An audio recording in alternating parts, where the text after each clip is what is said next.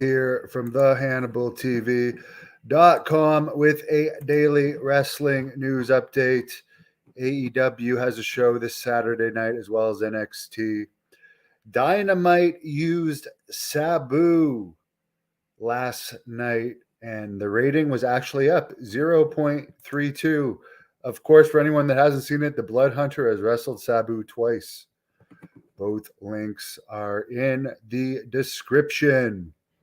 Once with Selena De Laurenta managing him, and once with Kevin Sullivan, who recently managed the Blood Hunter in his victory against former Impact champion James Storm. Tony Khan also did a media call today. They announced yesterday on Dynamite 2 that Collision is going to be in Chicago. Many people lead that to believe, according to Meltzer's reporting, that this means that everything with Punk has been settled, and Punk is going to be part of Dynamite. There has been Punk is going to be part of Collision. Rather, there has been some really bad ticket sales. For instance, for this Hamilton show for Collision, the only parts they're opening up in this 19,000 seat arena are the highlighted parts. They've only sold somewhere over 500 tickets. So it's good for them that they have CM Punk, who at least at first will give them a bit of a boost. We do have to remember, though, that although Punk debuted in Chicago at the United Center the first time for AEW before a packed house, the last time he wrestled for AEW in Chicago was at the 7,000 seat Wintrust Arena, and it was far from sold out. It only had about 3,500. Will him coming back in the Collision debut be able to sell it out? Time will tell. But they're also coming to Toronto, Regina, and Calgary and Hamilton. Yes, Sabu was on Dynamite, did an angle with Adam Page, Jericho. Good for him. I will say one thing. I'm not an AEW hater. I'm glad Tony Khan takes care and gives paydays to people like Sabu and Jake the Snake Roberts, who just did an interview on this channel with John Paz, is working backstage and stuff. I mean, good for him for giving payoffs to some of these people that need it. And I liked the Sabu segment. I watched it. It got my attention. This is one of the reasons, like, bringing in guys like Sabu and Goldberg. I hope that they bring Goldberg in and stuff. That will get people like my attention to at least glance at the product, because these New Japan guys that I never heard of certainly don't interest me. But that's just my taste. But to get back to the media call, he did not bring up or comment on CM Punk. I don't know how nobody asked Khan about CM Punk on the media call. That's bizarre. Must have been a worked media call, like these WWE press conferences where no one asks any real questions. When asked about a potential brand split, Khan wouldn't answer. When asked about the television deal for Collision, he said that it was Warner Brothers Discovery that wanted to add another show. And what are they going to say? No, when it means more money for the company. As far as Double or Nothing going head to head with NXT Battleground, he said he likes to compete. I'll be honest, I have zero interest in seeing NXT Double or NXT's pay-per-view. Zero interest. Double or Nothing, I would watch, but I wouldn't pay to watch. Someone asked about Mercedes Moné / Sasha Banks, and he said only him and Moné know if she's going to appear at Forbidden Door, which is their co-pay-per-view in Toronto with New Japan. Khan says he doesn't consider Ring of Honor a feeder system. And he mentions that many of the promotions champions are top stars. Well, many of the promotions champions are also in AEW. I don't, even though in theory it is a separate company, I mean, what's really the difference between Ring of Honor and AEW? Now they do have a separate show that you have to pay for Honor Club to watch. But it's mainly the same people.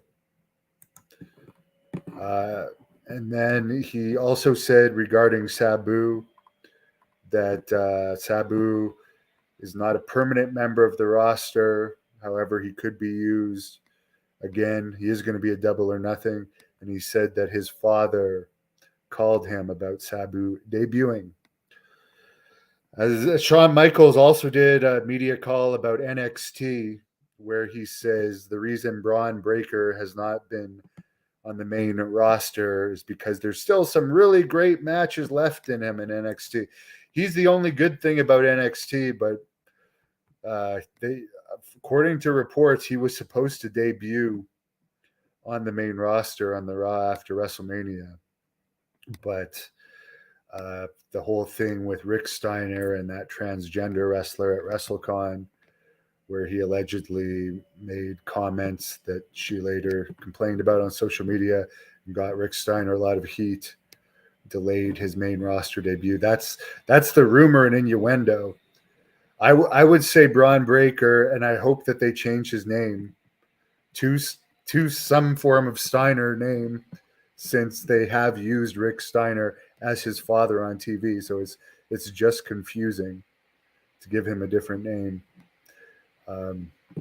I think he has the most potential of any rookie in the WWE right now. I think he should be the one to take Roman Reigns' title by far. Raw was not up in ratings this week, and it had Cody Rhodes was a big feature on it. So, I mean, to me, Cody Rhodes, I don't think he's a bad wrestler or anything, but I mean, he's not better than Roman Reigns.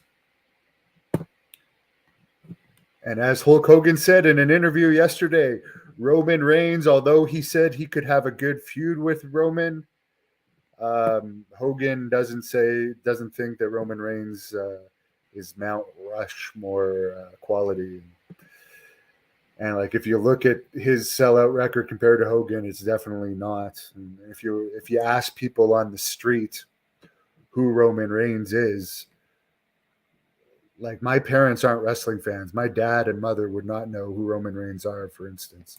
They'll occasionally, they know I'm a wrestler, and maybe they'll flip through it. But they would tell you about John Cena. They tell you about The Rock. They'd tell you Hulk Hogan, Randy Savage, but they would have no clue who Roman Reigns is. He hasn't broken that mainstream yet, like Hogan did in the 80s, where Hulkamania was running wild and you went in a mall and there was Hogan shirts everywhere. I remember as a kid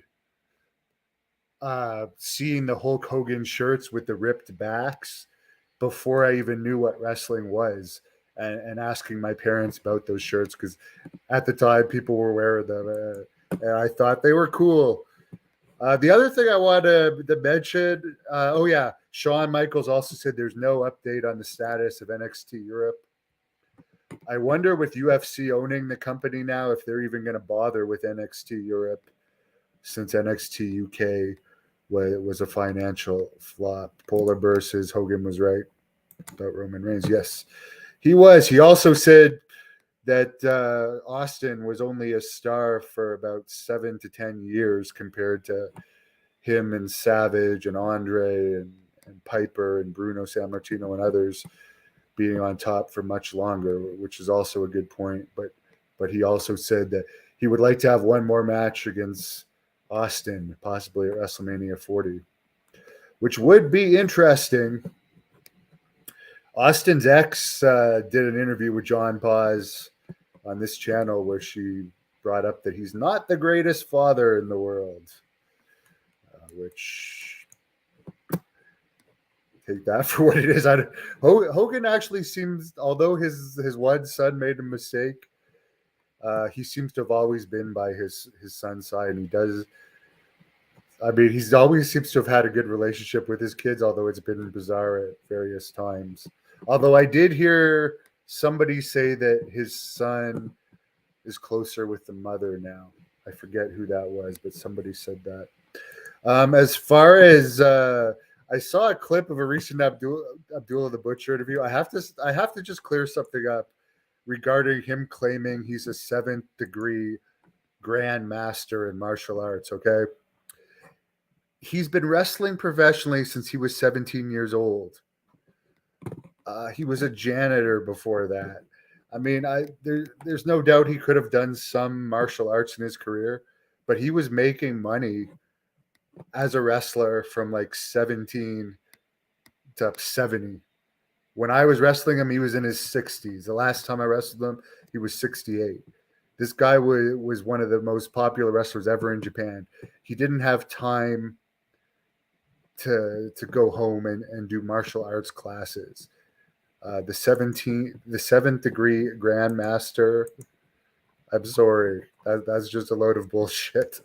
It's just another one of his lies that he is a 7th degree Grandmaster, and the only martial arts move he ever does is this karate chop neck thrust. I don't know. Maybe I could be wrong if he's thrown a kick in a match, but if he has, it's been rare. And the Dark Side of the Ring on him, which I am in, is going to air sometime this summer. But I believe next Tuesday, season 4 of Dark Side of the Ring debuts. He uses a fork, yes. That's for sure. By the way, somebody said Abdullah never beat Hulk Hogan in the comments of one of my matches with Abdullah recently.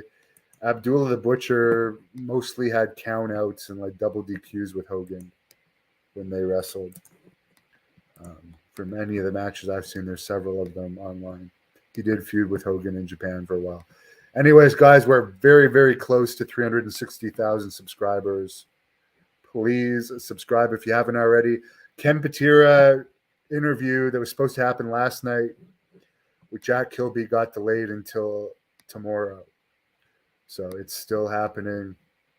I have one coming up with the gobbledygooker of all people, as well as Greg the Hammer Valentine. So that's pretty cool. And don't forget the Great North Wrestling event in Smith Falls, Blood Hunter versus Nunzio.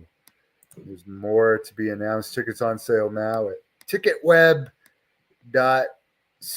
I suggest people go to that if you live in the Ottawa, Smith Falls, Kingston, Brockville area. Thank you for watching the Hannibal TV.